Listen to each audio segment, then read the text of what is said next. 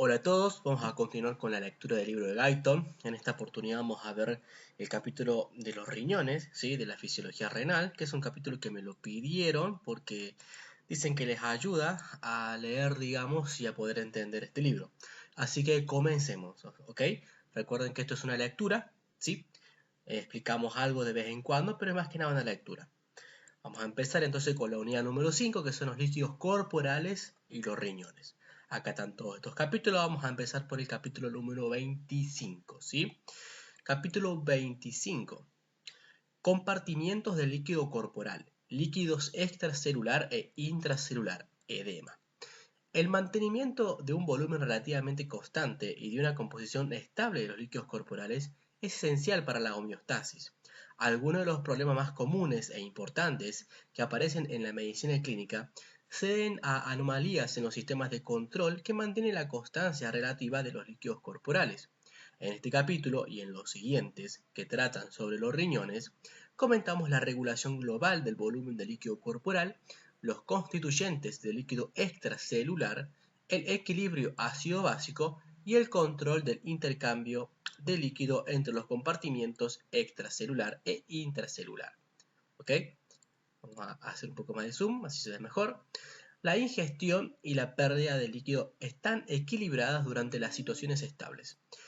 Resulta llamativa la relativa constancia de los líquidos corporales, ya que hay un intercambio continuo de líquido y solutos con el ambiente externo, así como dentro de los diferentes compartimientos del cuerpo.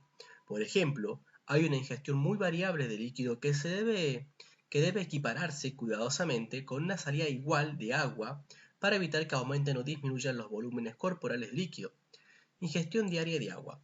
El agua ingresa en el cuerpo a través de dos fuentes principales. Uno, se ingiere en forma de líquidos o de agua de los alimentos, que juntos suponen alrededor de 2100 mililitros al día, líquidos corporales, ¿sí? De líquidos corporales. Y dos, se sintetiza en el cuerpo por la oxidación de los hidratos de carbono, en una cantidad de unos 200 mililitros al día.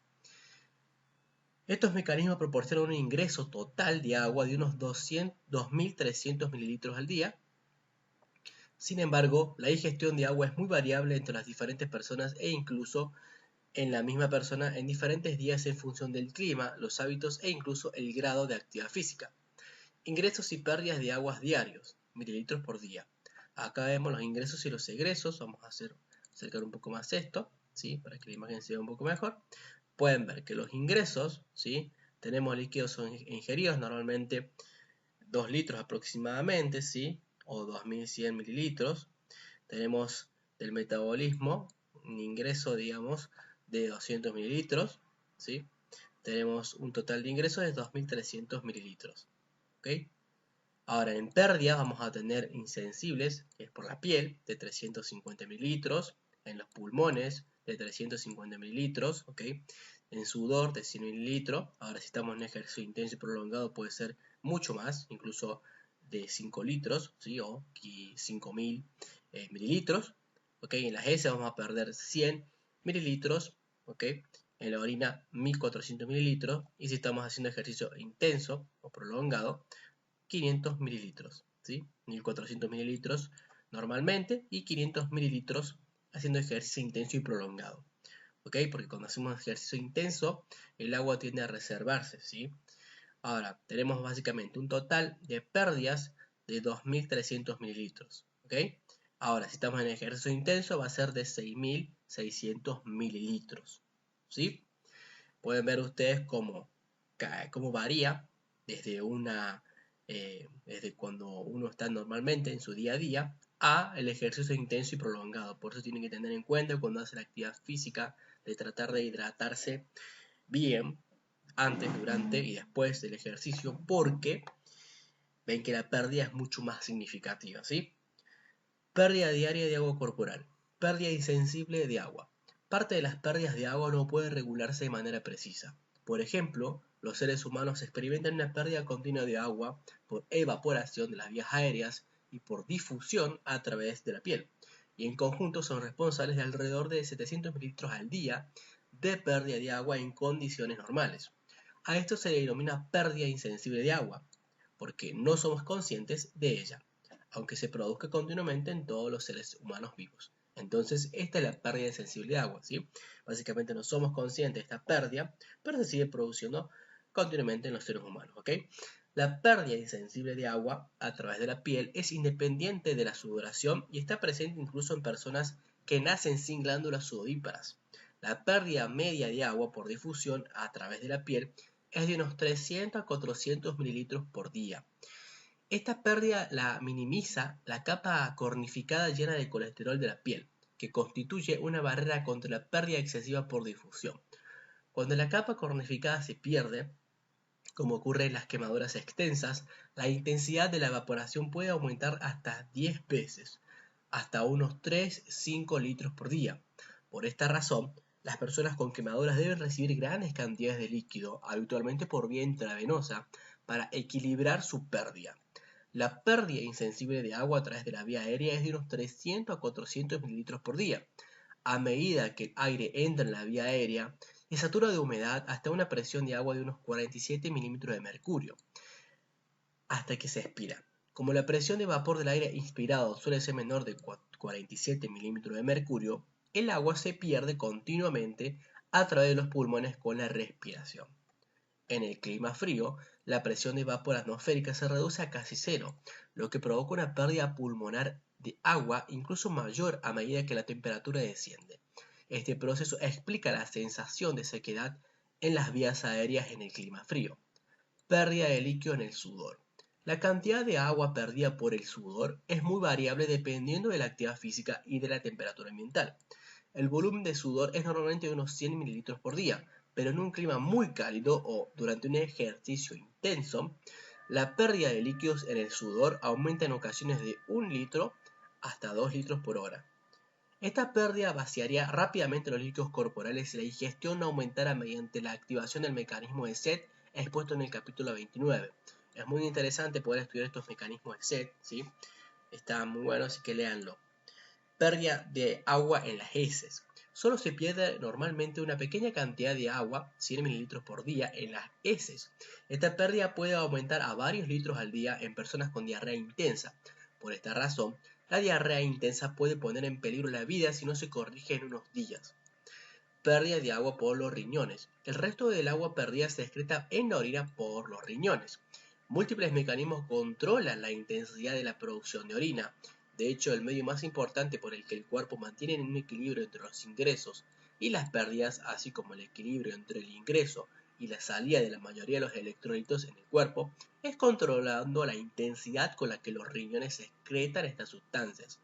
Por ejemplo, el volumen de orina puede ser de tan solo 0,5 litros por día en una persona deshidratada o tan alta como 20 litros al día en una persona que ha bebido cantidades enormes de agua.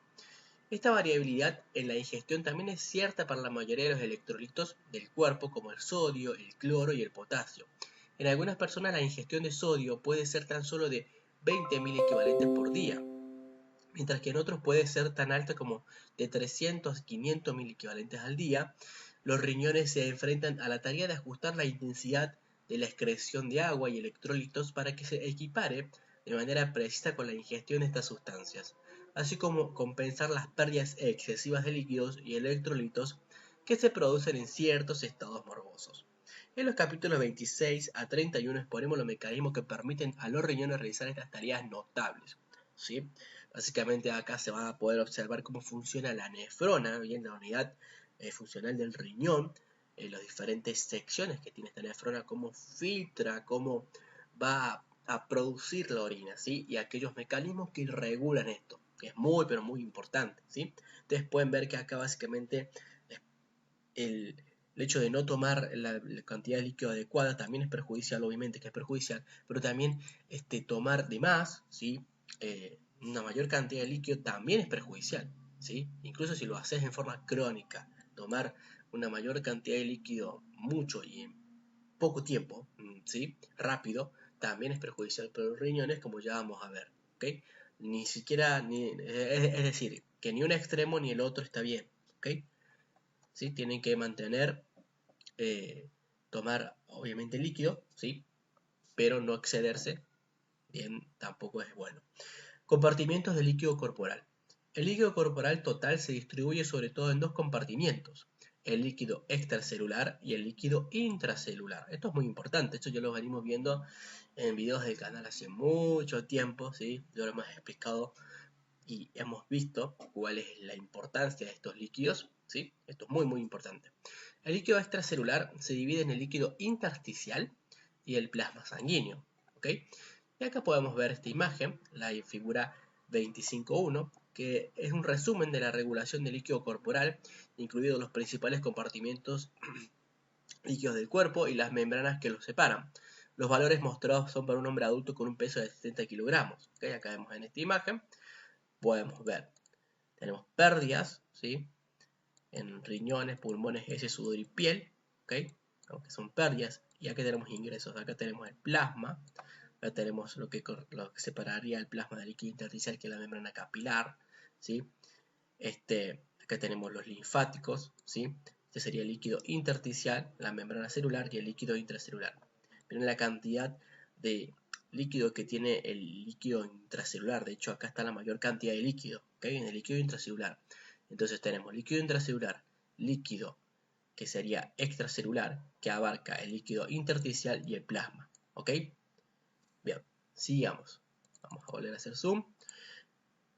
Este otro pequeño compartimiento de líquido que se denomina líquido transcelular, también lo tienen que tener en cuenta, ¿sí? Vamos a ver ahora cuáles son estos líquidos. Este compartimiento comprende el líquido de los espacios sinovial, peritoneal, pericárdico e intracelular, así como el líquido cefalorraquídeo. Suele considerarse un tipo de especializado de líquido extracelular, aunque en algunos casos su composición puede diferir de forma acentuada de la del plasma o la del líquido intersticial. Todos los líquidos transcelulares se constituyen alrededor de 1 a 2 litros. Entonces, ustedes si les preguntan cuántos compartimientos existen que contienen líquido, ustedes dicen líquido intracelular, que es el dentro de las células, el líquido extracelular, que está dividido en plasma y en líquido intersticial, y también tienen el líquido transcelular, que está dentro de estos espacios, ¿sí? Sinovial, peritoneal, pericárdico y el líquido cefalorraquídeo, ¿sí? Intracelular, ¿ok? Bueno, continuemos. En un hombre adulto de 70 kilogramos, el agua corporal total representa alrededor del 60% del peso corporal, unos 42 litros. Este porcentaje depende de la edad, el sexo y el grado de obesidad. A medida que una persona envejece, el porcentaje de agua corporal total, que es líquido, se reduce gradualmente. Este descenso se debe en parte al hecho de que el envejecimiento suele acompañarse de un aumento del porcentaje del peso corporal, que es grasa, lo que reduce el porcentaje de agua en el cuerpo. Debido a que las mujeres tienen normalmente un mayor porcentaje de grasa corporal que los hombres, sus promedios totales de agua del organismo son aproximadamente un 50% del peso corporal. Más adelante, cuando se comenten los compartimentos medios del líquido corporal, deberemos tener en cuenta que hay variaciones dependiendo de la edad, el sexo y el porcentaje de la grasa corporal. En muchos países el peso corporal medio y la masa de grasa ha aumentado rápidamente durante los últimos 30 años. En la actualidad se estima que el peso corporal medio de los hombres de más de 20 años en Estados Unidos es de aproximadamente 86.4 kilogramos y para las mujeres se sitúa en 74.1 kilogramos. En consecuencia, los datos de para un hombre medio de 70 kilogramos que se utilizaron en este capítulo y en otros deberían ser reajustados cuando se consideran los compartimentos de líquidos corporales en la mayoría de las personas. Compartimiento de líquido intracelular. Unos 28 de los 42 litros de líquido corporal están contenidos de los 100 billones de células y se les denomina en conjunto líquido intracelular, es decir, que del total de 42 litros, 28 litros van a estar dentro de las células, ¿sí? Va a ser líquido intracelular. Por tanto, el líquido intracelular constituye alrededor del 40% del peso corporal total en una persona media. El líquido de cada célula contiene una mezcla individual de diferentes constituyentes, pero las concentraciones de estas sustancias son similares de una célula a otra. De hecho, la composición de los líquidos celulares es muy similar incluso en animales diferentes, desde los microorganismos más primitivos a los seres humanos. Por esta razón, el líquido intracelular de todas las células en conjunto se considera un solo gran compartimiento de líquido. Compartimiento de líquido extracelular, que como dijimos se divide en líquido intersticial y plasma sanguíneo, ¿sí? Todos los líquidos del exterior de la célula se denominan en conjunto líquido extracelular y constituyen alrededor del 20% del peso corporal, o unos 14 litros en un hombre adulto de 70 kilogramos. Los dos compartimientos más grandes del líquido extracelular son el líquido intersticial, que supone hasta más de 3/4 partes, ¿sí? 11 litros del líquido extracelular, y el plasma, que supone casi 1/4 parte del líquido extracelular o unos 3 litros. El plasma es la parte no celular de la sangre. Intercambia sustancias continuamente con el líquido intersticial a través de los poros de las membranas capilares. Estos poros son muy permeables a casi todos los solutos del líquido extracelular, excepto a las proteínas, por lo que los líquidos extracelulares se están mezclando constantemente de manera que el plasma y el líquido intersticial tienen casi la misma composición excepto en lo referente a las proteínas, que están más concentradas en el plasma. ¿Sí? Esto es una diferencia muy buena, que es una buena diferencia que les permite a ustedes, cuando les pregunten cuál es la diferencia entre el plasma, ¿okay? Y el líquido intersticial, es bueno, la composición en proteínas. ¿Sí? Acá habla sobre las membranas capilares, y acá teníamos esta imagen que lo representa. Bien, acá está la membrana capilar, acá está el plasma y acá está el líquido intersticial. ¿Sí? Acá hay intercambio. Usted ve la flecha, esta flecha significa que hay intercambio. ¿Ok? Bueno, continuemos. Volumen sanguíneo. La sangre contiene líquido extracelular, el líquido del plasma y el líquido intracelular, el líquido de los eritrocitos. Sin embargo, la sangre se considera un compartimento líquido separado porque está contenida en su propia cámara, el aparato circulatorio. El volumen sanguíneo es especialmente importante en el control de la dinámica cardiovascular. El volumen sanguíneo medio de los adultos es de alrededor del 7% del peso corporal, unos 5 litros.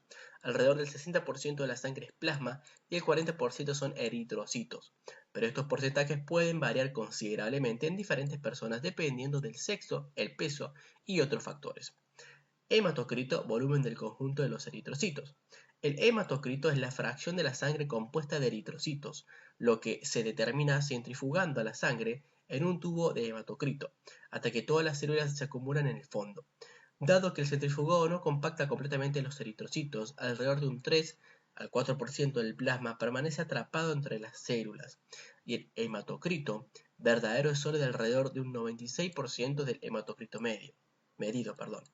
En los hombres, el hematocrito medido es normalmente de alrededor de 0,4 y en las mujeres de alrededor de 0,36. En personas con anemia grave, el hematocrito puede reducirse hasta tan solo 0,1, un valor apenas suficiente para sustentar la vida. Por el contrario, en aquellas personas con trastornos en los que hay una producción excesiva de eritrocitos, se produce una policitemia. En estas personas, el hematocrito puede aumentar a 0,65. Constituyente de los líquidos extracelular e intracelular, esto también es importante, se les pueden preguntar. Las comparaciones entre la composición del líquido extracelular, incluidos el plasma y el líquido intersticial, y el líquido intracelular se muestran en la figura 25.2, 25.3 y en la tabla 25.2.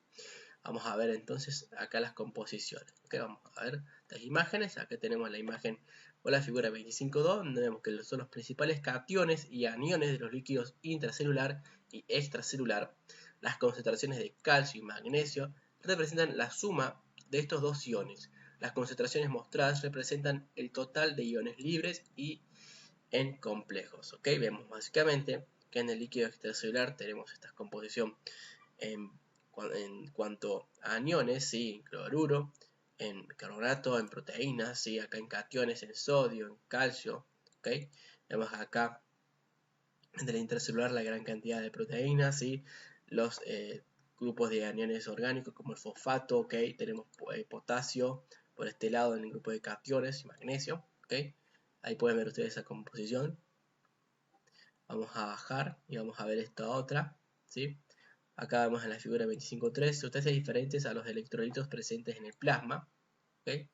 Acá tenemos fosfolípidos, colesterol, grasa neutra, glucosa, urea, ácido láctico, ácido úrico, creatinina, bilirrubina y sales biliares en cantidades muy mínimas, muy chiquitas. Vamos ahora a hacer esto. Vamos a hacer un poco de zoom porque esto también vamos a analizarlo, ¿sí? Acá tenemos las sustancias osmolares en los líquidos extracelulares e intracelular.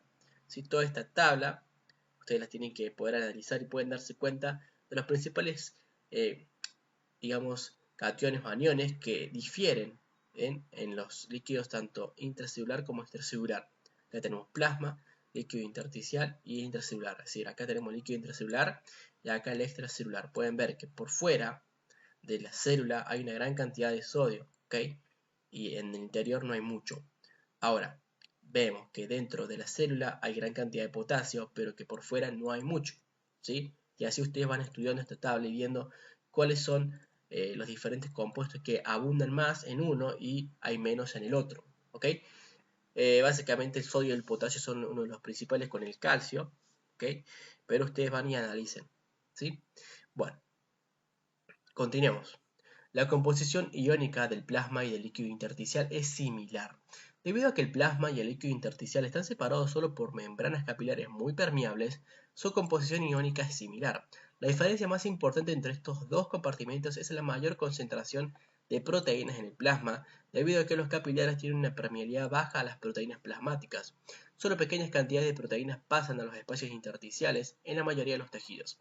Debido al efecto Donan, la concentración de iones con carga positiva, cationes, es ligeramente superior en el plasma, alrededor de un 2%, que en el líquido intersticial. Las proteínas plasmáticas tienen una carga negativa neta y por ello tienden a ligar cationes, como iones sodio o potasio, manteniendo cantidades de extra de estos cationes en el plasma junto con las proteínas plasmáticas. Por el contrario, los iones con carga negativa, aniones, tienden a tener una concentración ligeramente superior en el líquido intersticial que en el plasma, porque las cargas negativas de las proteínas plasmáticas repelen a los aniones con carga negativa. Pero con un sentido práctico, las concentraciones de iones en el líquido intersticial y en el plasma se consideran aproximadamente iguales. En referencia de nuevo a la figura 25.2, podemos ver que en el líquido extracelular, incluidos el plasma y el líquido intersticial, contiene grandes cantidades de iones sodio y cloro, como les decía anteriormente, cantidad razonablemente grande de iones bicarbonato, pero solo cantidades pequeñas de iones potasio, calcio, magnesio, fosfato y ácidos orgánicos. La composición del líquido extracelular está cuidadosamente regulada por diversos mecanismos, pero especialmente por los riñones, como se comentará más adelante.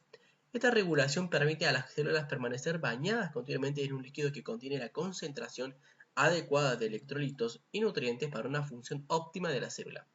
Constituyentes del líquido intracelular. El líquido intracelular está separado del líquido extracelular por una membrana celular que es muy permeable al agua, pero no a la mayoría de los electrolitos del cuerpo.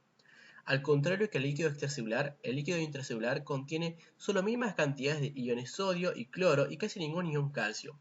En cambio, contiene grandes cantidades de iones potasio y fosfato, más cantidades moderadas de iones magnesio y sulfato, todos los cuales están en concentraciones bajas en el líquido extracelular. Además, las células contienen grandes cantidades de proteínas, casi 4 veces más que en el plasma. Medida de los volúmenes de líquido en los diferentes compartimentos hídricos del cuerpo. El principio de la dilución del indicador. ¿Sí? El principio de la dilución del indicador. El volumen de un compartimento líquido en el cuerpo puede medirse colocando una sustancia indicadora en el compartimento, permitiendo que se disperse de forma uniforme por todo el líquido del compartimento y después analizando la extensión con la que la sustancia se diluye. La figura 24-25-4 muestra este método de dilución del indicador de medida del volumen de un compartimento líquido. Este método se basa en el principio de la conservación de la masa, lo que significa que la masa total de una sustancia tras la dispersión en el compartimento líquido será la misma que la masa total inyectada en el compartimento. Indicador de masa A, volumen A por concentración. Indicador de masa A es igual al indicador de masa B. Acá tenemos el indicador de masa B es igual al volumen B por concentración B. Volumen B es igual al indicador de masa sobre la concentración B. Modo de dilución del indicador para medir los volúmenes del líquido. En el ejemplo mostrado en la figura 25.4, una pequeña cantidad de colorante u otra sustancia contenida en la jeringa se inyecta en una cámara y se permite que la sustancia se disperse por toda la cámara hasta que se mezcle en la misma concentración en todas las zonas. Después se extrae una muestra de líquido que contiene la sustancia dispersada y se analiza su concentración mediante sistemas químicos, fotoeléctricos o de otro tipo.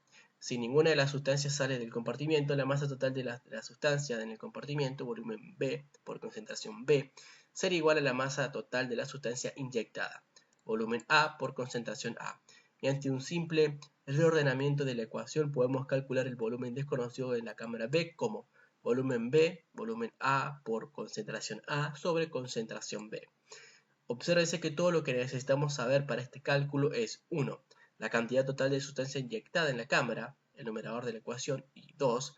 La concentración de líquido en la cámara después de que la sustancia se ha dispersado, el denominador. Por ejemplo, si se dispersa 1 mililitro de una solución que contiene 10 miligramos sobre mililitro de colorante en la cámara B y la concentración final de la cámara es de 0,01 miligramos por cada mililitro de líquido, el volumen desconocido de la cámara puede calcularse como sigue. Volumen B es igual a 1 mililitro por 100 mililitros sobre miligramos por mililitro sobre 0,01 miligramos por mililitro es igual a 1000 mililitros, ¿sí? Esto a mí no me lo han tomado, pero bueno, si ustedes lo quieren estudiar, está perfecto, ¿sí? Entienden mucho mejor el tema. Este método puede usarse para medir el volumen de casi cualquier compartimiento del cuerpo, mientras 1. El indicador se disperse de forma uniforme por el compartimiento y 2. El indicador se disperse solo en el compartimiento que se va a medir y 3. El indicador no se metabolice ni se excrete. Si el indicador se metaboliza o se excreta, debe realizarse una corrección relacionada con la pérdida del indicador en el organismo. Pueden usarse varias sustancias para medir el volumen de cada uno de los líquidos corporales. Determinación de los volúmenes de compartimentos de líquidos específicos. Medida del agua corporal total. Para medir el agua corporal total pueden usarse agua radiactiva, tritio, ¿sí? O el agua pesada, deuterio. Estas formas de agua se mezclan con el agua corporal total a las pocas horas de la inyectarse dentro de la sangre y pueden usarse el principio de la dilución para calcular el agua corporal total. Otra sustancia que se ha usado para medir el agua corporal total es la antipirina, que es muy liposoluble y puede atravesar rápidamente las membranas celulares y distribuirse uniformemente a través de los compartimentos intracelular y extracelular. Bien, medida de volumen de los líquidos corporales, ¿sí? Agua corporal total, estos son los indicadores. El líquido extracelular, acá ya los tienen, ¿bien? El líquido intracelular, calculado como agua corporal total menos el volumen del líquido extracelular. El volumen plasmático, bien, acá se hace con esto, ustedes lo ven ahí en el cuadro. Volumen sanguíneo, eritrocitos marcados, ¿sí? Acá lo hacen ustedes con esto. El líquido intersticial también calculado como volumen de líquido extracelular menos volumen plasmático. Esto se puede llegar a preguntar, ¿sí? Pueden tenerlo en cuenta. Depende de la facultad, de la universidad, se puede llegar a preguntar. Medida de volumen de líquido extracelular.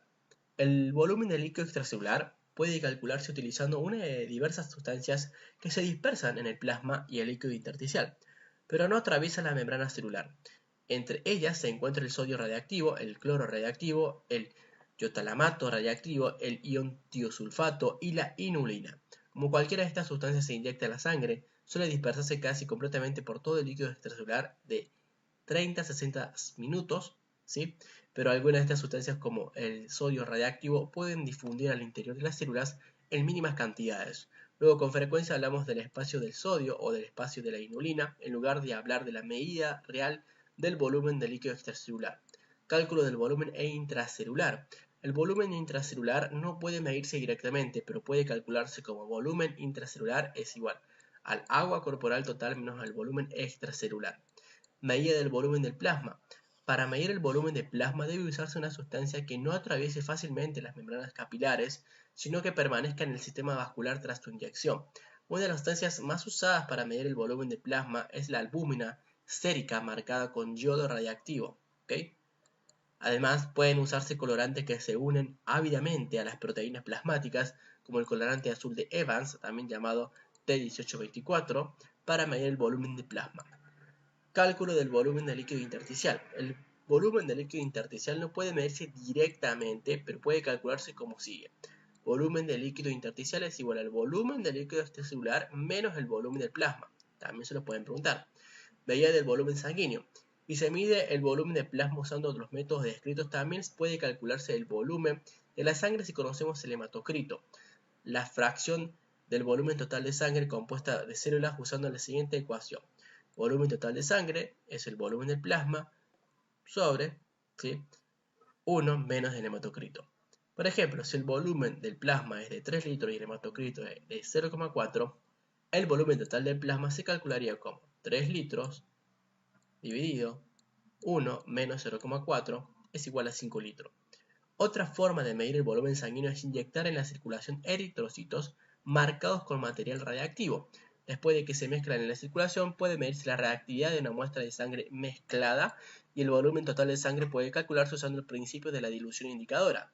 Una sustancia que se usa con frecuencia para marcar eritrocitos es el cromo radiactivo, ¿sí?, que se une firmemente a los eritrocitos. Regulación del intercambio de líquido y del equilibrio osmótico entre los líquidos intracelular y extracelular. Un problema frecuente al tratar a pacientes con enfermedades graves es mantener los líquidos adecuados en el compartimento intracelular, en el extracelular o en ambos, como se comentó en el capítulo 16, y más adelante se hará en este capítulo. Las cantidades relativas de líquido extracelular distribuidas entre los espacios plasmático e intersticial están determinadas sobre todo por el equilibrio entre las fuerzas hidrostática y coloidosmótica a través de las membranas capilares. La distribución del líquido entre los compartimentos intracelular y extracelular, en cambio, está determinada sobre todo por el efecto osmótico de los solutos más pequeños, en especial el sodio, el cloro y otros electrolitos, que actúan a través de la membrana celular. La razón de esto es que la membrana celular es muy permeable al agua, pero relativamente impermeable incluso a iones pequeños, como el sodio y el cloro. Luego, el agua se mueve rápidamente a través de la membrana celular y el líquido intracelular permanece isotónico con el líquido extracelular. En el siguiente apartado expondremos las interrelaciones entre los volúmenes de los líquidos intracelular y extracelular y los factores osmóticos que causan los desplazamientos de líquido entre estos dos compartimientos. Ahora los interrumpo un momento para poder recomendarles mi curso de Bioquímica y Biología Molecular que tengo en la plataforma de Udemy. Este es un curso que lo recomiendo al 100%. ¿Por qué? Porque este curso les va a sentar las bases a ustedes en su carrera en el área de la salud, ya sea que están cursando medicina, odontología, kinesiología, etc. Como pueden ver, es un curso que posee más de 40 horas y ustedes al adquirirlo van a tenerlo de por vida, ¿ok? Una vez que se inscriban, van a tener este curso toda la vida. Como pueden ver, este es el programa que está en el que posee el curso, ¿sí? Estos son todos los videos, son 82 clases. Acá tienen todos los videos del curso. Aquellos que no puedan adquirirlo, ya sea por los métodos de pago que ofrece Udemy, pueden escribirme a mí en el Instagram, que se los voy a dejar abajo en la descripción de este video, para que puedan pedirme un cupón y así yo pasarles este curso. ¿Perfecto? Ahora, además de este curso, también si ustedes entran en la página de Medicina Total en la plataforma de Udemy, van a poder observar que hay dos cursos más, Embriología Humana y Fisiología Endocrina. Este curso de Fisiología Endocrina está basado básicamente en el libro de Guyton. Pero igualmente yo les recomiendo que ustedes hagan el curso de Bioquímica y Biología Molecular. ¿Por qué? Porque, como les repito, les va a sentar una muy buena base para que puedan desarrollarse en las otras materias en su carrera en el área de la salud. No los interrumpo más y los dejo con la lectura de Guyton. Principios básicos de la ósmosis y la presión osmótica. Los principios básicos de la ósmosis y la presión osmótica se presentaron en el capítulo 4. Aquí revisaremos los aspectos más importantes de estos principios en su aplicación a la regulación del volumen. Debido a que las membranas celulares son relativamente impermeables a la mayoría de los solutos, pero muy permeables al agua, es decir, son permeables selectivamente, donde quiera que haya una mayor concentración de soluto a un lado de la membrana celular, el agua se difundirá a través de la membrana hacia la región de mayor concentración de soluto. Así, si se añade un soluto como el cloruro de sodio al líquido extracelular, el agua difundirá rápidamente desde las células a través de las membranas celulares hacia el líquido extracelular hasta que la concentración de agua en los dos lados se iguale. Por el contrario, si se extrae un soluto como el cloruro de sodio del líquido extracelular, el agua difunde desde el líquido extracelular a través de las membranas celulares y hacia el interior de las células. La velocidad de la difusión del agua se denomina velocidad de la ósmosis. Osmolalidad y osmolaridad. La concentración osmolar de una solución denominada osmolaridad se denomina osmolalidad cuando la concentración se expresa en osmoles por kilogramo de agua. Se llama osmolaridad cuando se expresa en osmoles por litro de solución. En soluciones diluidas como los líquidos corporales, estos dos términos pueden usarse casi de forma sinónima porque las diferencias son pequeñas. En la mayoría de los casos es más fácil expresar las cantidades de líquido corporal en litros de líquido en lugar de hacerlo en kilogramos de agua. La mayoría de los cálculos usados en la clínica y los cálculos expresados en los siguientes capítulos se basan en osmolaridades en lugar de en osmolaridades. ¿Ok? Cálculo de la osmolaridad y de la presión osmótica de una solución. Utilizando la ley de Van Hoff, podemos calcular la posible presión osmótica de una solución suponiendo que la membrana celular es impermeable al soluto. Por ejemplo, la presión osmótica de una solución de cloruro de sodio al 0,9% se calcula como sigue. Un 0,9% de solución significa que hay 0,9 gramos de cloruro de sodio en 100 mililitros de solución, o 9 gramos por litro debido a que el peso molecular del cloruro de sodio es de 58,5 gramos por mol. La molaridad de la solución es de 9 gramos litro, dividido por 58,5 gramos mol, o unos 0,154 mol por litro, debido a que cada molécula del cloruro de sodio es igual a 2 osmoles. La osmolaridad de la solución es de 0,54 por 2 o 0,308 osmol por litro. Por tanto, la osmolaridad de esta solución es de 308 miliosmol por litro. La posible presión osmótica de esta solución sería pues de 308 miliosmol por litro por 19,3 milímetros de mercurio sobre miliosmol por litro o 5.944 milímetros de mercurio.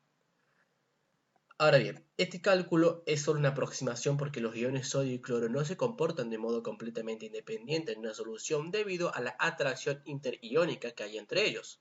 Podemos corregir estas desviaciones de la predicción de la ley de Van Hoff utilizando el factor de corrección llamado coeficiente osmótico. Para el cloruro de sodio, el coeficiente osmótico es de alrededor de 0,93, por tanto la osmolaridad real de una solución de cloruro de sodio al 0,9% es de 308 por 0,93 o 1,286 miliosmol por litro. Por razones prácticas se omiten a veces los coeficientes osmóticos de diferentes solutos para determinar la osmolaridad y las presiones osmóticas de las soluciones fisiológicas. Osmolaridad de los líquidos corporales.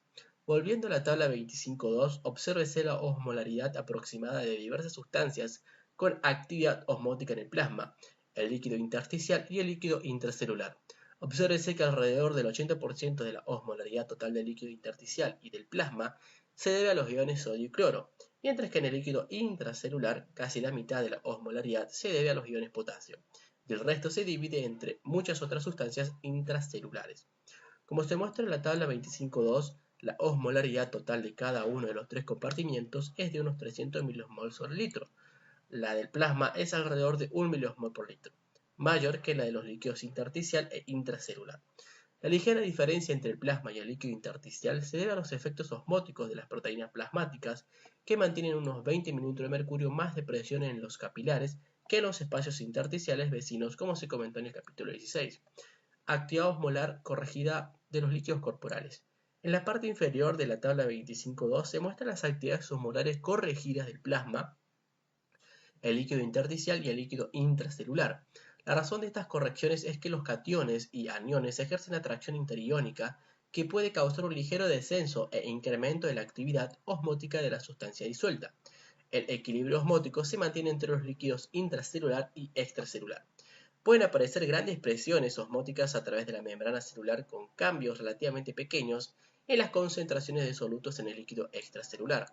Como se comentó antes, por cada miliosmol de gradiente de concentración de un soluto no difusible, uno que no atravesará la membrana celular, se ejercen unos 19,3 milímetros de mercurio de presión osmótica a través de la membrana celular. Si la membrana celular se expone a agua pura y la osmolaridad del líquido intracelular es de 282 miliosmol por litro, la posible presión osmótica que puede producirse a través de la membrana celular supera los 5.400 milímetros de mercurio. Esto demuestra la gran fuerza que puede mover agua a través de la membrana celular cuando los líquidos intracelular y extracelular no están en equilibrio osmótico. Como resultado de estas fuerzas, cambios relativamente pequeños en la concentración de solutos no difusibles en el líquido extracelular pueden causar cambios grandes, cambios grandes en el volumen celular. Líquidos isotónicos, hipotónicos e hipertónicos. Los efectos de diferentes concentraciones de solutos no difusibles en el líquido extracelular sobre el volumen celular se muestran en la figura 25.5. Si una célula se coloca en una solución de solutos no difusibles con una osmolaridad de 282 miliosmol por litro, las células no se encogerán ni hincharán porque la concentración de agua en los líquidos extracelular e intracelular es igual y los solutos no pueden entrar ni salir de la célula. Se dice que este tipo de solución es isotónica porque ni encoge ni hincha las células. Ejemplos de soluciones isotónicas son la solución de cloruro de sodio al 0,9% o a la solución de glucosa al 5%. Estas soluciones son importantes en la medicina clínica porque pueden infundirse en la sangre sin poner en peligro el equilibrio osmótico entre los líquidos intracelular y extracelular. Acá vemos en esta imagen, la figura 25.5, efectos de las soluciones isotónicas A, hipertónicas B e hipotónicas C sobre el volumen celular, ¿sí? Entonces acá podemos ver en A, esta es la célula, ¿no? En A, isotónica, ¿sí? Veamos sin cambios, ¿ok? Iso significa igual, isotónica, bien, sin cambios. Hipotónica, la célula se hincha, como pueden ver acá.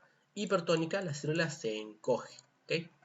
Bien, eso también es importante, ¿sí? Tienen que saberlo. Y se coloca una célula en una solución hipotónica que tiene una menor concentración de solutos no difusibles, menos de 282 mmol por litro, el agua se difundirá al interior de la célula y la hinchará. El agua continuará difundiendo al interior de la célula, diluyendo el líquido intracelular, mientras concentra el líquido extracelular hasta que ambas soluciones tengan la misma osmolaridad. Las soluciones de cloruro de sodio con una concentración menor de 0,9% son hipotónicas e hincharán la célula. Si se coloca una célula en una solución hipertónica, con una solución mayor de solutos no difusibles, el agua saldrá de la célula hacia el líquido extracelular, concentrando el líquido intracelular y diluyendo el líquido extracelular. En este caso, la célula se contraerá hasta que las dos concentraciones igualen. Las soluciones de cloruro de sodio mayores a 0,9 son hipertónicas, ¿sí? Esto también se pregunta, ¿ok? Se suele hacer preguntas de esto, ¿sí? ¿Qué le pasa a la célula cuando se pone en cierta solución? Bien. Líquidos isosmóticos, hiperosmóticos e hipoosmóticos. Los términos isotónico, hipotónico e hipertónico se refieren a si las soluciones provocarán un cambio en el volumen celular. La tonicidad de la solución depende de la concentración de los solutos no difusibles. Sin embargo, algunos solutos pueden atravesar la membrana celular. Las soluciones que poseen una osmolaridad igual a la de la célula se llaman isosmóticas, sin importar si el soluto puede o no atravesar la membrana celular. Los términos hiperosmótico e hipoosmótico se refieren a soluciones que tienen una osmolaridad mayor o inferior respectivamente que el líquido extracelular normal, sin importar si el soluto puede o no atravesar la membrana celular. Las sustancias que atraviesan fácilmente las membranas, como la urea, pueden causar desplazamientos transitorios del volumen líquido entre los líquidos intracelular y extracelular, pero con suficiente tiempo. Las concentraciones de estas sustancias se igualarán en los dos compartimientos y ejercerán un escaso efecto sobre el volumen intracelular en condiciones estables. El equilibrio osmótico entre los líquidos intracelular y extracelular se alcanza con rapidez. La transferencia de líquido a través de la membrana celular es tan rápida que cualquier diferencia en la osmolaridad entre los dos compartimientos se corrige en segundos o como mucho en minutos. Este movimiento rápido de agua a través de la membrana celular no significa que se produzca un equilibrio completo entre los compartimentos extracelular e intracelular en todo el cuerpo en un periodo corto. La razón es que el líquido suele entrar en el cuerpo a través del intestino y debe transportarse a través de la sangre a todos los tejidos antes de completar el equilibrio osmótico. Suelen tardarse unos 30 minutos en conseguir el equilibrio osmótico en todo el cuerpo tras beber agua. Volumen y osmolaridad de los líquidos intracelular y extracelular en estados anormales. Algunos de los factores que pueden hacer que los volúmenes extracelular e intracelular cambien son el exceso de ingestión o retención renal de agua, la deshidratación, la difusión intravenosa de diferentes tipos de soluciones, la pérdida de grandes cantidades de líquidos por el aparato digestivo y la pérdida de cantidades anormales de líquido a través del sudor o de los riñones. Pueden calcularse los cambios en los volúmenes de líquido extracelular e intracelular y los tipos de tratamiento que deben instaurarse teniendo en cuenta los principios básicos. 1. El agua se mueve rápidamente a través de las membranas celulares, por tanto las osmolaridades de los líquidos intracelular y extracelular permanecen casi exactamente iguales, excepto durante unos minutos después de un cambio en uno de los compartimientos.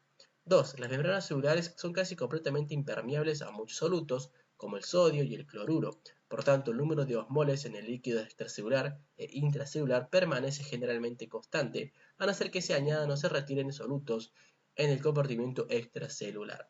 Con estos principios básicos en mente, podemos analizar los efectos de diferentes estados hídricos anormales sobre los volúmenes y las osmolaridades de los líquidos extracelular e intracelular. Efecto de la adición de una solución salina al líquido extracelular. Y se añade una solución salina isotónica al compartimento líquido extracelular, la osmolaridad del líquido extracelular no cambia y no se produce ninguna ósmosis a través de las membranas celulares. El único efecto es un aumento del volumen del líquido extracelular. El sodio y el cloro permanecen en gran medida en el líquido extracelular porque las membranas celulares se comportan como si fueran casi impermeables al cloruro de sodio. Acá podemos ver en la figura 25.6 efecto de la adición de soluciones isotónicas, hipertónicas e hipotónicas al líquido extracelular tras el equilibrio osmótico. El estado normal se indica con las líneas continuas y los desplazamientos de la normalidad por las zonas sombreadas. Los volúmenes de los compartimientos líquidos intracelular y extracelular se muestran en la abscisa de cada diagrama y las osmolaridades de estos compartimentos en las ordenadas, ¿sí? Acá pueden ver ustedes, esto representaría el líquido intracelular y esto el líquido extracelular, ¿sí? Acá vemos un estado normal, ¿ok? Pueden observar esta imagen, analizarla. Acá vemos la adición de cloruro de sodio, ¿sí? Isotónico. Vean las flechas. Acá vemos la adición de cloruro de sodio hipotónico, ¿sí? Y acá vemos la adición de cloruro de sodio hipertónico. Ok, a ver, vamos a analizar esto. Acá eso los va a decir en el párrafo. Se añade una solución hipertónica al líquido extracelular, la osmolaridad extracelular aumenta y provoca la ósmosis del agua fuera de las células hacia el compartimento extracelular, ¿sí? Esta sería la imagen en B, ¿ok? Ahora, de nuevo, casi todo el cloruro de sodio añadido permanece en el compartimento extracelular y el líquido difunde desde las células hacia el espacio extracelular hasta conseguir el equilibrio osmótico. El efecto neto es un aumento del volumen extracelular mayor del volumen del líquido añadido, una reducción del volumen intracelular y un aumento de la osmolaridad en los dos compartimentos. Si se añade una solución hipotónica al líquido extracelular, la osmolaridad disminuye y parte del agua extracelular difunde al interior de las células hasta que los compartimentos extracelular e intracelular tienen la misma osmolaridad. Los volúmenes extracelular e intracelular aumentan al añadir líquido hipotónico, aunque el volumen intracelular lo hace en mayor grado. Cálculo de los desplazamientos de líquido y las osmolaridades tras la infusión de solución salina hipertónica. Podemos calcular los efectos secuenciales de infundir diferentes soluciones sobre los volúmenes de osmolaridades de los líquidos extracelular e intracelular. Por ejemplo, si se infunden 2 litros de una solución de cloruro de sodio al 3% en el compartimento líquido extracelular de un paciente de 70 kilogramos, cuya osmolaridad plasmática inicial es de 280 milmol por litro, ¿cuáles serán los volúmenes y osmolaridades en los líquidos extracelular e intracelular tras alcanzar el equilibrio osmótico? El primer paso es calcular las condiciones iniciales, incluidos el volumen, la concentración y los miliosmoles totales de cada compartimiento. Suponiendo que el volumen del líquido extracelular es un 20% del peso corporal y que el volumen del líquido intracelular es de un 40% del peso corporal, puede calcularse los siguientes volúmenes y concentraciones. Paso 1. Condiciones iniciales, ¿sí? Tenemos líquido extracelular, el volumen del litro es 14, la concentración en miliosmol por litro es 280, el total es 3920. ¿Sí? En el intracelular es 28 litros, ¿sí? Acá tenemos 280 la concentración y 7840 el total, ¿sí? Miliosmolar. Líquido corporal total, obviamente que es 42, concentración 280 y total 11.760, ¿ok? Estas son las condiciones iniciales. Después calculamos los miliosmoles totales añadidos al líquido extracelular en 2 litros de cloruro de sodio al 3%. Una solución del 3% significa que hay 3 gramos sobre 100 mililitros o 30 gramos de cloruro de sodio por litro, como el peso molecular del cloruro de sodio es de unos 58,5 gramos por mol. Esto significa que hay unos 0,5128 moles de cloruro de sodio por litro de solución. Para 2 litros de solución esto sería 1,0256 moles de cloruro de sodio. Como un mol de cloruro de sodio es aproximadamente igual a 2 osmoles, el cloruro de sodio tiene 2 partículas con actividad osmótica por mol. El efecto neto de añadir 2 litros de esta solución es añadir 2.051 miliosmol de cloruro de sodio al líquido extracelular. En el paso 2 calculamos el efecto instantáneo de añadir 2.051 miliosmol de cloruro de sodio al líquido extracelular junto con 2 litros de volumen. No habría ningún cambio en la concentración ni el volumen del líquido intracelular y no habría equilibrio osmótico, pero en el líquido extracelular habría 2.051 milosmol más de solutos totales, lo que da un total de 5.791 milosmol, ¿sí? Como el compartimento extracelular tiene ahora 16 litros de volumen, la concentración puede calcularse dividiendo este número, ¿ok?, entre 16 litros para obtener una concentración de 373 milosmolar por litro. Por tanto, tras añadir la solución se obtendrán instantáneamente los siguientes valores. Paso 2, efecto instantáneo: añadir 2 litros de cloruro de sodio al 3%. ¿Sí? Este mismo cuadrito que ven acá ustedes, ¿ok? Esto a mí nunca me lo han tomado, pero bueno, ustedes ven, analizan estos textos, hacen los cálculos y les va a salir, ¿sí? Les va a salir para que aprendan. En el tercer paso calculamos los volúmenes y concentraciones que se producirían unos minutos después de que apareciera el equilibrio osmótico. En este caso, las concentraciones en los compartimentos líquido intracelular y extracelular serían iguales y podrían calcularse dividiendo los miliosmoles totales en el cuerpo, ¿sí? 13.811, ¿okay? Por el volumen total, que es ahora 44 litros. Este cálculo da lugar a una concentración de 313,9 miliosmol por litro. Luego todos los compartimentos líquidos del cuerpo tendrán la misma concentración después del equilibrio osmótico, suponiendo que no se ha perdido ningún soluto ni agua del cuerpo y que no hay movimiento de cloruro de sodio hacia adentro o hacia afuera de las células. Calculamos entonces los volúmenes de los compartimentos intracelular y extracelular. El volumen del líquido intracelular se calcula dividiendo los miliosmoles totales en el líquido intracelular, ¿sí? Que es este número, por la concentración de 313,9 miliosmol por litro, para obtener un volumen de este número, ¿okay? 24.98 litros. ¿Sí? El volumen del líquido extracelular se calcula dividiendo los miliosmoles totales en el líquido extracelular, este número, por la concentración de 313,9 miliosmol por litro, para conseguir un volumen de 19,02 litros. De nuevo, estos cálculos se basan en la suposición de que el cloruro de sodio añadido al líquido extracelular permanece y no se mueve al interior de las células. Paso 3, efecto de añadir 2 litros de cloruro de sodio al 3% tras el equilibrio osmótico. Aquí tienen el cuadrito. En este ejemplo podemos ver que añadir 2 litros de una solución hipertónica de cloruro de sodio da lugar a un aumento de más de 5 litros en el volumen del líquido extracelular, mientras que reduce el volumen del líquido intracelular en casi 3 litros. Esta forma de calcular los cambios en los volúmenes de los líquidos intracelular y extracelular y las osmolaridades puede aplicarse a casi todos los problemas clínicos de regulación del volumen de los líquidos. El lector debe familiarizarse con estos cálculos, pues conocer los aspectos matemáticos del equilibrio osmótico entre los compartimentos líquidos intracelular y extracelular es esencial para comprender casi todas las anomalías en los líquidos del cuerpo y su tratamiento. ¿Okay? Entonces, si sus facultades les piden todo esto, ustedes hacen los cálculos, ¿okay? Y, digamos, aprenden esto para que tengan mucho más en cuenta, ¿sí? Quizás en clínica lo vean mucho más. Soluciones de glucosa y otras para la nutrición. Bien, se administran muchos tipos de soluciones por vía intravenosa para nutrir a personas que no pueden ingerir cantidades adecuadas de elementos nutritivos. Las soluciones de glucosa se emplean ampliamente y las soluciones de aminoácidos y de grasa homogeneizada se usan con menos frecuencia. Cuando estas soluciones se administran, las concentraciones de sustancias con actividad osmótica suelen ajustarse casi hasta la isotonicidad, o se administran tan lentamente que no alteran el equilibrio osmótico de los líquidos corporales.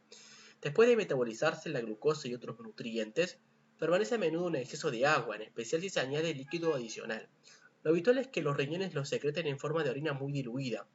El resultado neto es la adición al cuerpo de nutrientes exclusivamente.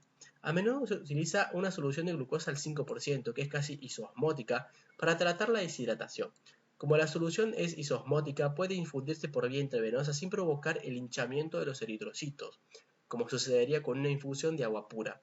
Dado que la glucosa en la solución es transportada rápidamente a las células y metabolizada, la infusión de una solución de glucosa al 5% reduce la osmolaridad del líquido extracelular y en consecuencia ayuda a corregir el aumento en la osmolaridad del líquido extracelular con la deshidratación. Anomalías clínicas de la regulación del volumen de líquido, hiponatremia e hipernatremia. Una medida de que dispone el clínico para evaluar el estado hídrico de un paciente es la concentración plasmática de sodio. La osmolaridad plasmática no se mide habitualmente, pero como el sodio y sus acciones asociados, sobre todo el cloro, son responsables de más del 90% del soluto en el líquido extracelular, la concentración plasmática de sodio es un indicador razonable de la osmolaridad plasmática en muchas condiciones. Cuando la concentración plasmática de sodio se reduce más de unos pocos miliequivalentes por debajo de la normalidad, unos 140 miliequivalentes por litro, se dice que una persona tiene hiponatremia. Cuando la concentración plasmática de sodio está elevada por encima de lo normal, se dice que una persona tiene hipernatremia. Causas de hiponatremia: exceso de agua o pérdida de sodio. La reducción de la concentración plasmática de sodio puede deberse a una pérdida de cloruro de sodio, en el líquido extracelular o una adición de un exceso de agua al líquido extracelular. Una pérdida primaria de cloruro de sodio suele dar lugar a una hiponatremia, deshidratación y se acompaña de la reducción del volumen del líquido extracelular. Los trastornos que pueden causar una hiponatremia debido a la pérdida del cloruro de sodio son la diarrea y los vómitos. El consumo excesivo de diuréticos que inhiben la capacidad de los riñones de conservar el sodio y cierto tipo de nefropatías que cursan con pérdida de sodio pueden provocar también grados leves de hiponatremia. Finalmente, la enfermedad de Addison, que se debe a una menor secreción de la hormona aldosterona, reduce la capacidad de los riñones de reabsorber el sodio y provoca un grado leve de hiponatremia. Aquí tenemos en esta tabla 25.4 anomalías de la regulación del volumen del líquido corporal, hiponatremia e hipernatremia, ¿sí? Acá ustedes pueden ver las anomalías y las causas, ¿ok? Esto lo pueden estudiar ustedes, vean el cuadrito, ¿sí? Y analícenlo. ADH significa hormona antidiurética, ¿ok? Y esta abreviatura significa síndrome de secreción inadecuada de ADH, ¿bien? Continuemos leyendo. La hiponatremia también puede acompañarse de una retención excesiva de agua. Lo diluye el sodio en el líquido extracelular. Este estado se denomina hiponatremia sobrehidratación. Por ejemplo, la secreción excesiva de hormona antidiurética que hace que el túbulo renal reabsorba más agua puede provocar hiponatremia y sobrehidratación. Consecuencias de la hiponatremia: inflamación celular. Los rápidos cambios en el volumen celular como consecuencia de la hiponatremia pueden tener efectos profundos en la función de los tejidos y los órganos, especialmente el encéfalo. Por ejemplo, una rápida reducción de la concentración de sodio en plasma puede provocar un edema de las células encefálicas y síntomas neurológicos como cefalea, náuseas, letargo y desorientación.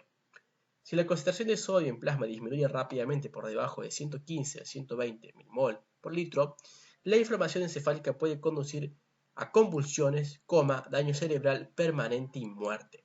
Como el cráneo es rígido, el encéfalo no puede aumentar el volumen, ¿sí? No puede aumentar de volumen más de un 10%, aproximadamente sin verse forzado a extenderse hacia el cuello, hernia, lo que puede producir una lesión cerebral permanente y la muerte. Cuando la hiponatremia evoluciona más lentamente durante varios días, el encéfalo y otros tejidos responden mediante el transporte de sodio, cloruro, potasio y solutos orgánicos, como glutamato, desde las células al compartimento extracelular. Esta respuesta atenúa el flujo osmótico de agua a las células y la inflamación de los tejidos. Acá podemos ver, ¿sí?, los solutos orgánicos, sodio, potasio, solutos orgánicos y agua. Entonces, normonatremia. Ahora, una hiponatremia aguda, vemos que cómo se comportan, ¿sí?, estos electrolitos, ¿ok? Entonces, vamos a analizar esta imagen 25.7. Regulación del volumen de las células encefálicas durante la hiponatremia. Durante una hiponatremia aguda causada por la pérdida de sodio o por un exceso de agua, existe difusión de agua en las células, ¿ok? E inflamación del tejido encefálico, indicado por las líneas discontinuas. Este proceso estimula el transporte de sodio, potasio y solutos orgánicos fuera de las células. 2. Lo que provoca después la difusión del agua al exterior. 3. La hiponatremia crónica, la inflamación encefálica se atenúa con el transporte de solutos desde las células, ¿ok? Entonces ustedes ven cómo se comporta al principio y luego cuando pasa a ser hiponatremia crónica, ¿ok? Que tenemos la hiponatremia aguda, ¿sí? Esta es la normonatremia, o sea, acá está normal. Acá tenemos la hiponatremia aguda y acá tenemos la hiponatremia crónica, ¿ok? Bien. Siempre, como les digo, lean acá lo que les dice y observen la imagen y analícenla. Acá igual en el párrafo se los va a explicar. No obstante, el transporte de solutos desde las células durante una hiponatremia de desarrollo lento puede hacer que el encéfalo sea vulnerable a lesiones si la hiponatremia se corrige con demasiada rapidez. Cuando se añaden soluciones hipertónicas demasiado rápido para corregir la hiponatremia, esta intervención puede superar la capacidad del encéfalo de reabsorber los solutos perdidos de las células, lo cual puede conducir a una lesión osmótica de las neuronas que se asocia con desmielinización, una pérdida de la vaina de mielina de los nervios. Esta desmielinización de neuronas mediada osmóticamente puede evitarse si se limita la corrección de la hiponatremia crónica a menos de 10-12 mmol por litro en 24 horas y al menos de 18 mmol por litro en 48 horas. Esta lenta velocidad de corrección permite que el encéfalo se recupere de la pérdida de osmoles que ha tenido lugar como consecuencia de la adaptación a la hiponatremia crónica. La hiponatremia es el trastorno de electrolito más común que se encuentra en la práctica clínica y puede producirse en hasta el 15 a 25% de los pacientes hospitalizados. Causas de hipernatremia, pérdida de agua o exceso de sodio.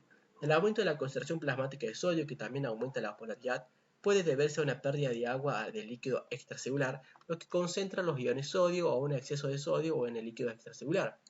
La pérdida primaria de agua del líquido extracelular, esto da lugar a una hipernatremia y deshidratación. Este trastorno puede deberse a una incapacidad para secretar hormona antidiurética que es necesaria para que los riñones conserven el agua. Como resultado de la pérdida de hormona antidiurética, los riñones excretan grandes cantidades de orina, una enfermedad denominada diabetes insípida central, y dan lugar a una deshidratación y un aumento de la concentración de cloruro de sodio en el líquido extracelular. En ciertos tipos de nefropatías, los riñones no pueden responder a la hormona antidiurética y provocan también un tipo de diabetes insípida nefrógena. Una causa más común de hipernatremia asociada a una reducción del volumen del líquido extracelular es la simple deshidratación causada por una ingestión de agua que es inferior a su pérdida, como puede ocurrir en la sudoración durante un ejercicio intenso y prolongado. La hipernatremia también puede deberse a un exceso de cloruro de sodio añadido al líquido extracelular. Esto da lugar a menudo a una hipernatremia sobrehidratación porque el exceso de cloruro de sodio extracelular suele asociarse al menos a cierto grado de retención de agua por los riñones. Por ejemplo, la secreción excesiva de la hormona ahorradora de sodio, aldosterona, puede causar un grado leve de hipernatremia o sobrehidratación. La razón de la que la hipernatremia no sea la más intensa es que la retención de sodio causada por la mayor secreción de aldosterona estimula también la secreción de hormona antidiurética y hace que los riñones reabsorban mayores cantidades de agua. Al analizar las anomalías de la concentración plasmática de sodio y decidir el tratamiento adecuado, primero debemos determinar si la anomalía se debe a una pérdida o a una ganancia primaria de sodio, o a una ganancia o a una pérdida primaria de agua. Consecuencias de la hipernatremia: contracción celular. La hipernatremia es mucho menos común que la hiponatremia y los síntomas graves suelen producirse únicamente con aumentos rápidos e importantes en la concentración de sodio en plasma de más de 158 a 160 mmol por litro. Un motivo que explica este fenómeno es que la hipernatremia promueve una sed intensa y estimula la secreción de hormona antidiurética, que protege contra un aumento importante en el sodio y en el plasma y el líquido extracelular, según se comenta en el capítulo 29. No obstante, puede producirse una hipernatremia grave en pacientes con lesiones en el hipotálamo que alteren su sensación de sed, en lactantes que puedan no tener un acceso fácil al agua, o en ancianos con un estado mental alterado, o en personas con diabetes insípida. La corrección de la hipernatremia puede conseguirse mediante la administración de soluciones hipoosmóticas de dextrosa o cloruro de sodio. Sin embargo, es prudente corregir la hipernatremia lentamente en pacientes con enfermedades crónicas en la concentración de sodio en plasma, ya que la hipernatremia activa también los mecanismos de defensa que protegen a la célula de los cambios de volumen. Estos mecanismos de defensa son opuestos a los que se producen en el caso de hiponatremia y consisten en mecanismos que aumentan la concentración intracelular de sodio y otros solutos. Edema, exceso de líquido en los tejidos. El edema se refiere a la presencia de un exceso de líquido en los tejidos corporales. En la mayoría de los casos, el edema aparece sobre todo en el compartimiento del líquido extracelular, pero puede afectar también al líquido intracelular. Edema intracelular. Tres procesos causan especialmente tumefacción o edema intracelular. 1. La hiponatremia, según se ha comentado anteriormente. 2. La depresión de los sistemas metabólicos de los tejidos. Y 3. La falta de una nutrición celular adecuada. Por ejemplo, cuando se reduce el flujo sanguíneo a un tejido, el reparto de oxígeno y nutrientes se reduce. Si el flujo sanguíneo disminuye mucho como para mantener el metabolismo normal tisular, se deprimen las bombas iónicas de la membrana celular. Cuando se activan las bombas, los iones sodio que normalmente se filtran hacia el interior de la célula ya no pueden salir bombeados de las células, y el exceso de sodio intracelular causa por ósmosis el paso del agua al interior de las células. A veces este proceso puede incrementar el volumen intracelular de una zona de tejido, incluso de toda una pierna isquémica, por ejemplo, hasta 2 a 3 veces el volumen normal. Cuando se produce este aumento en el volumen intracelular, suele ser el preludio de la muerte del tejido. El edema intracelular también puede producirse en los tejidos inflamados. La inflamación suele aumentar la permeabilidad de las membranas celulares, lo que permite al sodio y a otros iones difundir hacia el interior de la célula, con la posterior entrada del agua por ósmosis al interior de las células. ¿Ok? Esto de edema, sí o sí, tienen que saberlo sí o sí. Esto se pregunta siempre. ¿Ok? Edema extracelular. El edema extracelular se produce cuando se acumula un exceso de líquido en los espacios extracelulares. Hay dos causas generales de edema extracelular. Uno, la fuga normal de líquido del plasma hacia los espacios intersticiales a través de los capilares. Y dos, la imposibilidad de los linfáticos de devolver el líquido a la sangre desde el intersticio, lo que a menudo se conoce como o por linfedema. La causa clínica más común de la acumulación intersticial de líquido es la filtración capilar excesiva de líquido. Factores que pueden aumentar la filtración capilar. Para conocer las causas de la filtración capilar excesiva es útil revisar los determinantes de la filtración capilar expuestos en el capítulo 16. La filtración capilar puede expresarse mediante la siguiente fórmula matemática, que es esta, ¿ok? Esta fórmula, así se presenta lo que es la filtración capilar, ¿sí? Donde Kf es el coeficiente de filtración capilar, el producto de la permeabilidad y el área superficial de los capilares. Esto lo van a ver ustedes, lo pueden llegar a ver en física biomédica, ¿sí? O quizás en su propia universidad, lo van a ver en fisiología, ¿sí? Pc es la presión hidrostática capilar, ¿sí? P es la presión hidrostática del líquido, ¿sí? Intersticial, y Pc es la presión coloidosmótica del plasma capilar, y esto sería la presión coloidosmótica, es decir, esto que va acá sería la presión coloidosmótica del líquido intersticial. A partir de esta ecuación podemos ver que cualquiera de los siguientes cambios puede aumentar la filtración capilar. Puede ser un aumento del coeficiente de filtración capilar, un aumento de la presión hidrostática capilar y una reducción de la presión coloidosmótica del plasma. Linfedema, incapacidad de los vasos sanguíneos de devolver líquidos y proteínas a la sangre. Cuando la función de los vasos linfáticos está gravemente deteriorada debido a una obstrucción o a la pérdida de dichos vasos, el edema puede ser especialmente intenso porque no hay forma de extraer las proteínas plasmáticas que salen del intersticio.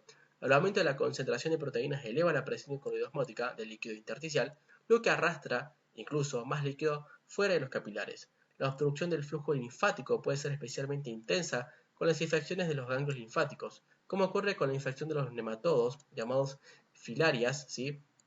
Ahí tienen el nombre, que son gusanos microscópicos filiformes.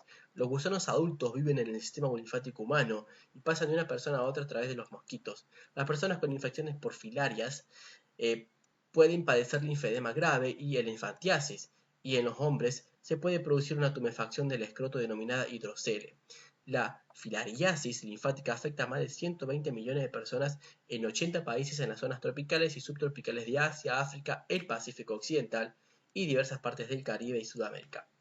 El linfedema puede producirse también en personas que padecen cierto tipo de cáncer o después de una intervención quirúrgica en que se eliminen u obstruyen vasos linfáticos. Por ejemplo, se elimina un gran número de ganglios linfáticos durante una mastectomía radical, lo que reduce la extracción de líquido de la mama y el brazo, provocando un edema y tumefacción de los espacios tisulares. Unos pocos vasos linfáticos vuelven a crecer finalmente tras este tipo de intervención, de manera que el edema intersticial suele ser temporal. Resumen de las causas del edema extracelular. Un gran número de trastornos pueden causar la acumulación de líquido en los espacios intersticiales por la fuga normal de líquido de los capilares o porque impidan que los linfáticos devuelvan el líquido desde el intersticio hacia la circulación. La siguiente es una lista parcial de trastornos que puede provocar un edema extracelular por estos dos tipos de anomalías. 1. Aumento de la presión capilar. A. Retención renal excesiva de sal y agua. Y 1. Insuficiencia renal aguda o crónica. Exceso de mineralocorticoides. B. Presión venosa alta y constricción venosa. 1. Insuficiencia cardíaca. 2. Obstrucción venosa. 3. Fallo de las bombas venosas. A. Parálisis de los músculos. B. Inmovilización de partes del cuerpo. C. Insuficiencia de las válvulas venosas. C.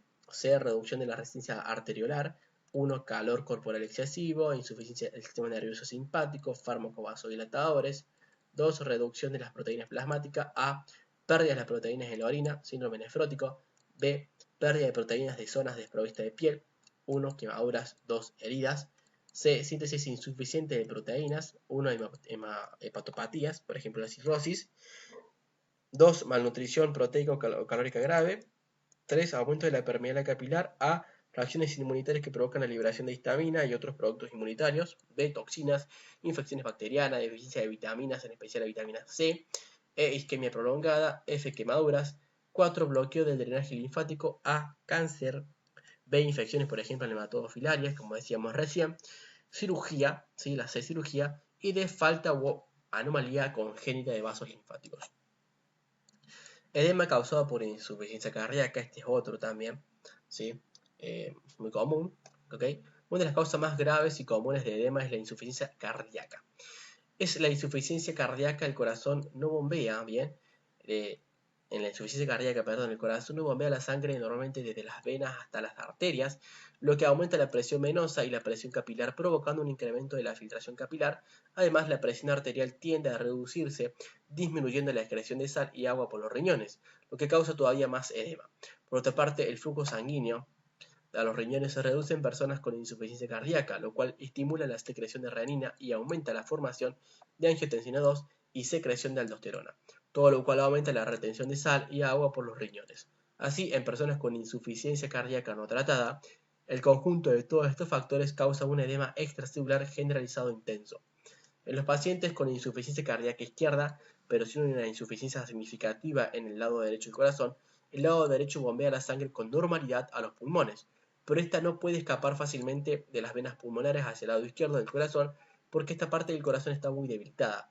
En consecuencia, todas las presiones capilares pulmonares, incluida la presión capilar pulmonar, aumentan por encima de lo normal, provocando un edema pulmonar grave y peligroso para la vida. La acumulación de líquido en el pulmón no tratada puede progresar rápidamente, causando la muerte en pocas horas. Edema causado por una menor excreción renal de sal y agua.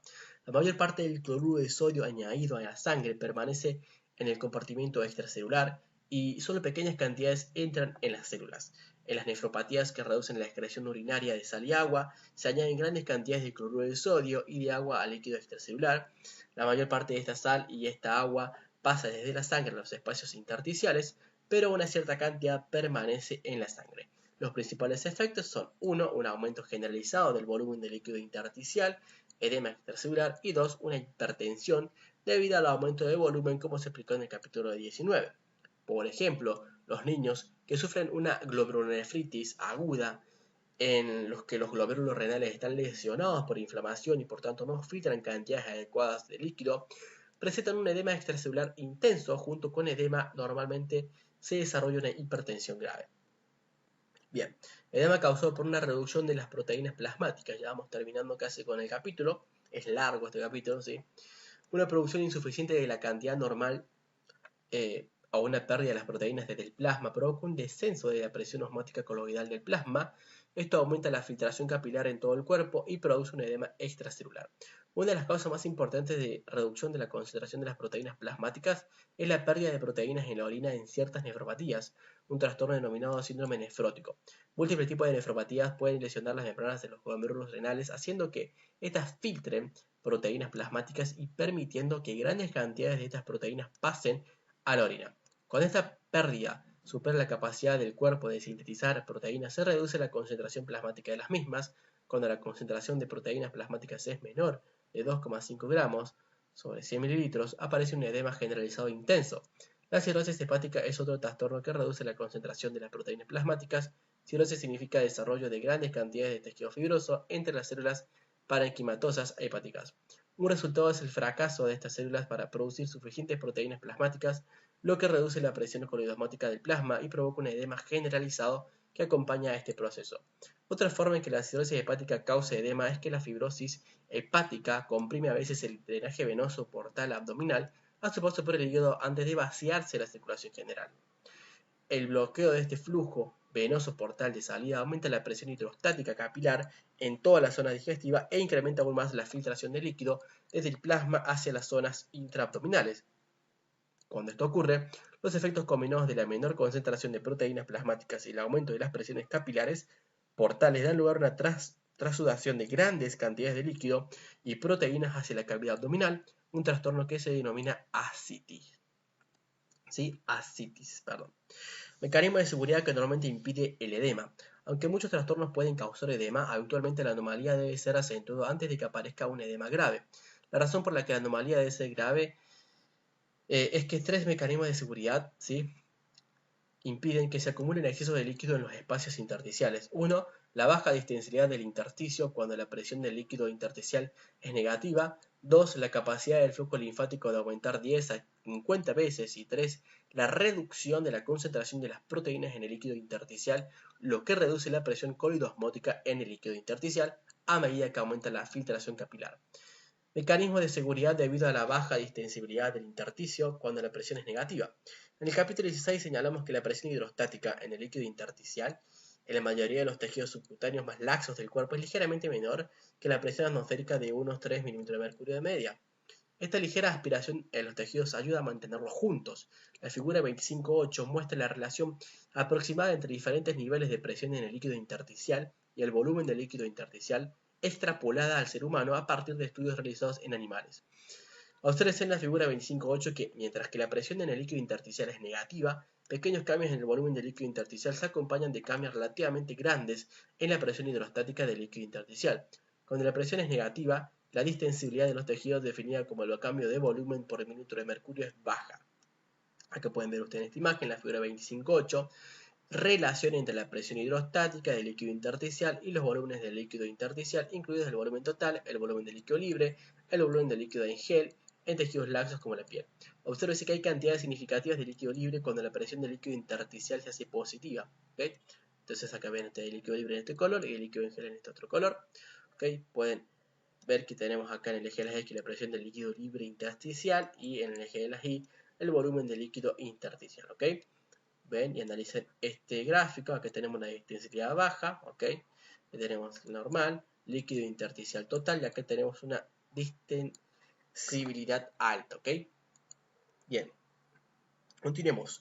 ¿Cómo actúa la baja distensibilidad de los tejidos en las presiones negativas como mecanismo de seguridad frente al edema? Para responder a esta cuestión, recuerden los determinantes de la filtración capilar comentados antes. Cuando la presión hidrostática del líquido intersticial aumenta, este aumento de la presión tiende a oponerse más a la filtración capilar. Mientras la presión hidrostática en el líquido intersticial sea negativa, pequeños aumentos en el volumen del líquido intersticial provocarán aumentos relativamente grandes de la presión hidrostática del líquido intersticial, lo que se opone más a la filtración del líquido hacia los tejidos. Dado que la presión hidrostática normal del líquido intersticial es de menos 3 mm de mercurio, la presión hidrostática en el líquido intersticial debe aumentar unos 3 mm de mercurio antes de que comiencen a acumularse grandes cantidades de líquido en los tejidos. Por tanto, el mecanismo de seguridad contra el edema es un cambio de la presión del líquido intersticial de unos 3 mm de mercurio.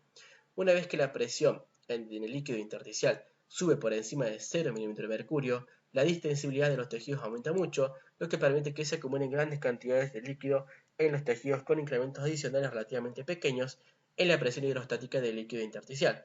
Cuando la presión tisular es positiva, este mecanismo de seguridad contra el edema se pierde por el gran aumento de la distensibilidad de los tejidos.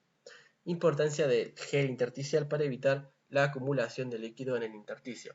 Obsérvese en la figura 25.8 que en los tejidos normales con una presión negativa en el líquido intersticial, casi todo el líquido del intersticio está en forma de gel, es decir, que el líquido está unido a una red de proteoglucanos, de manera que casi no hay espacios libres con el líquido mayores de unas centésimas de micrómetros de diámetro. La importancia del gel es que impide que el líquido fluya fácilmente a través de los tejidos por el impedimento de la superficie en cepillo de billones de filamentos de proteoglucanos.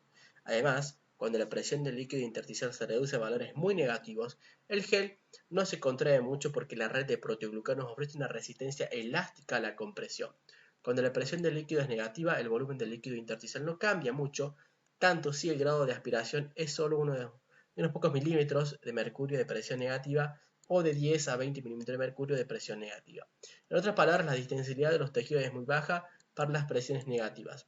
Por el contrario, cuando la presión en el líquido intersticial aumenta hasta valores positivos de presión, se produce una tremenda acumulación de líquido libre en los tejidos. En estos valores de presión, los tejidos son distensibles y permiten que se acumulen grandes cantidades de líquido con incrementos adicionales relativamente pequeños de la presión hidrostática en el líquido intersticial.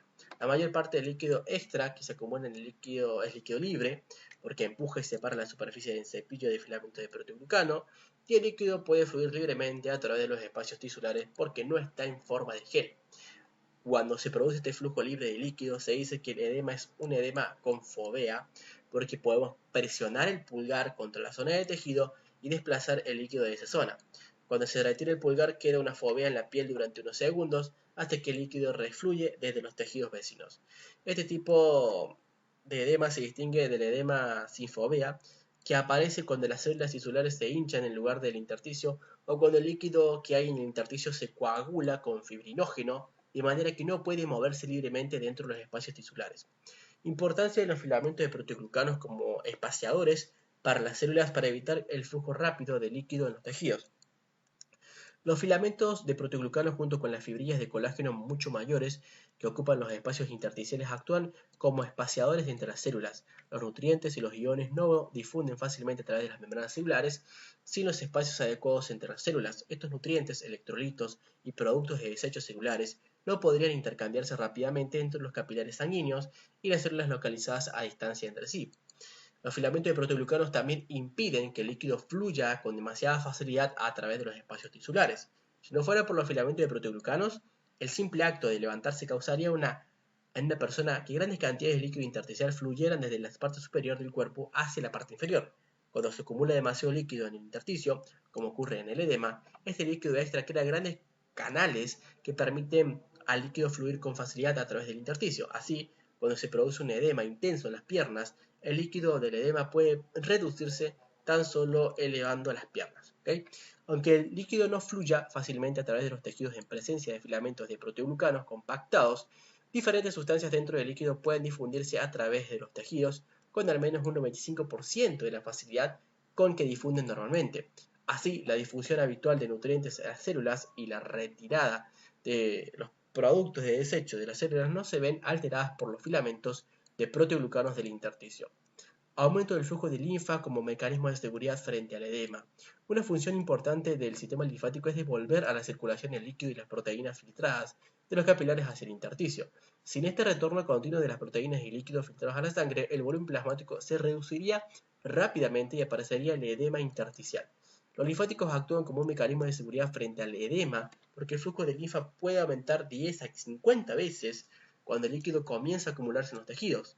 Este aumento del flujo linfático permite a los linfáticos transportar grandes cantidades de líquido y proteínas en respuesta a un aumento de la filtración capilar, impidiendo que la presión intersticial aumente a valores positivos. Se ha calculado que el mecanismo de seguridad del aumento del flujo linfático es de unos 7 milímetros de mercurio. Lavado de las proteínas del líquido intersticial como mecanismo de seguridad frente al edema. A medida que se filtran mayores cantidades de líquido al intersticio, la presión del líquido intersticial aumenta provocando un aumento del flujo de linfa. En la mayoría de los tejidos, la concentración de proteínas al intersticio se reduce a medida que el flujo de linfa aumenta, porque se transportan mayores cantidades de proteínas de las que pueden filtrarse desde los capilares. La razón de este fenómeno es que los capilares son relativamente impermeables a las proteínas comparados con los vasos linfáticos. Así, las proteínas son lavadas del líquido intersticial a medida que el flujo de linfa aumenta. Debido a que la presión coloidosmótica del líquido intersticial causada por las proteínas tiende a que el líquido de los capilares se filtre al intersticio, la disminución de las proteínas en el líquido intersticial reduce la fuerza de la filtración a través de los capilares y tiende a evitar una mayor acumulación de líquido. Se calcula que el mecanismo de seguridad debido a este efecto es de unos 7 milímetros de mercurio. Resumen de mecanismos de seguridad que impiden el edema. Al reunir a todos los mecanismos de seguridad contra el edema, vemos que 1. El mecanismo de seguridad causado por la baja distensibilidad tisular cuando la presión es negativa es de unos 3 milímetros de mercurio. El mecanismo de seguridad causado por un aumento del flujo de linfa es de unos 7 milímetros de mercurio. Y 3. El mecanismo de seguridad causado por el lavado de proteínas desde los espacios intersticiales es de unos 7 milímetros de mercurio. Por tanto, el mecanismo de seguridad total frente al edema es de unos 17 milímetros de mercurio. Esto significa que la presión capilar de un tejido periférico podría, en teoría, aumentar unos 17 milímetros de mercurio, o alrededor del doble del valor normal, antes de que se produjera un edema acentuado. Ahora bien, líquidos son los espacios virtuales del cuerpo, ¿ok? Algunos ejemplos de espacios virtuales son la cavidad pleural, por ejemplo, la cavidad pericárdica, la cavidad peritoneal, las cavidades sinoviales, incluidas las cavidades articulares, y la de las bolsas serosas. Casi todos estos espacios virtuales tienen superficies que casi se tocan entre sí, con una sola capa fina de líquido entre ellas, y las superficies se deslizan entre sí. Para facilitar el deslizamiento, un líquido proteináceo viscoso lubrica las superficies. el líquido que se intercambia entre los capilares y los espacios virtuales. La membrana superficial de un espacio virtual no ofrece una resistencia significativa al paso de líquidos, electrolitos o incluso proteínas que pueden moverse en uno u otro sentido entre el espacio y el líquido intersticial del tejido que lo rodea con relativa facilidad. Por tanto, cada espacio virtual es en realidad un espacio tisular grande. En consecuencia, el líquido en los capilares adyacentes al espacio virtual difunde no solo el líquido intersticial, sino también al espacio virtual. Los vasos linfáticos drenan las proteínas de los espacios virtuales. Las proteínas se acumulan en los espacios virtuales debido a que se fugan de los capilares de manera similar a la acumulación de proteínas en los espacios intersticiales de todo el cuerpo. Las proteínas deben retirarse a través de los linfáticos u otros conductos y volver a la circulación. Cada espacio virtual está conectado directo o indirectamente con los vasos linfáticos. En algunos casos, como en la cavidad pleural y en la cavidad peritoneal, los vasos linfáticos grandes surgen directamente de la propia cavidad. El líquido de edema en los espacios virtuales se llama derrame. Cuando aparece un edema en los tejidos subcutáneos adyacentes al espacio virtual, el líquido edema suele acumularse también en el espacio virtual, ¿sí? Y este líquido se le llama derrame. De este modo, el bloqueo linfático o cualquiera de las muchas anomalías que pueden causar una filtración capilar excesiva puede dar lugar a un derrame de la misma forma que causa el edema intersticial. La cavidad abdominal tiene una especial tendencia a acumular líquido de derrame y, en este caso, el derrame se llama ascitis. En casos graves pueden acumularse 20 litros más de líquido ascítico. Los otros espacios virtuales como la cavidad pleural, la cavidad pericárdica y los espacios articulares pueden hincharse mucho cuando hay un edema generalizado. Además, la lesión o la infección local en cualquiera de las cavidades bloquean a menudo el drenaje linfático y provoca una hinchazón aislada de la cavidad. La dinámica del intercambio de líquido de la cavidad pleural se expone con detalle en el capítulo 39. Estas dinámicas son representativas también de todos los otros espacios virtuales. La presión normal del líquido en la mayoría o en todos los espacios virtuales en la situación en que no hay edema es negativa, de la misma forma que esta presión es negativa subatmosférica en el tejido subcutáneo laxo. Por ejemplo, la presión hidrostática del líquido intersticial es normalmente de menos 7 a menos 8 mm de mercurio en la cavidad pleural y de menos 3 a menos 5 mm de mercurio en los espacios articulares y de menos 5 a menos 6 mm de mercurio en la cavidad pericárdica. ¿Okay? Y acá con esto terminamos el capítulo número 25. Como ven, es un capítulo largo, pero es un comienzo para poder llegar a entender la fisiología renal, ¿sí? Espero que les haya podido servir este video y que puedan entender mejor este capítulo.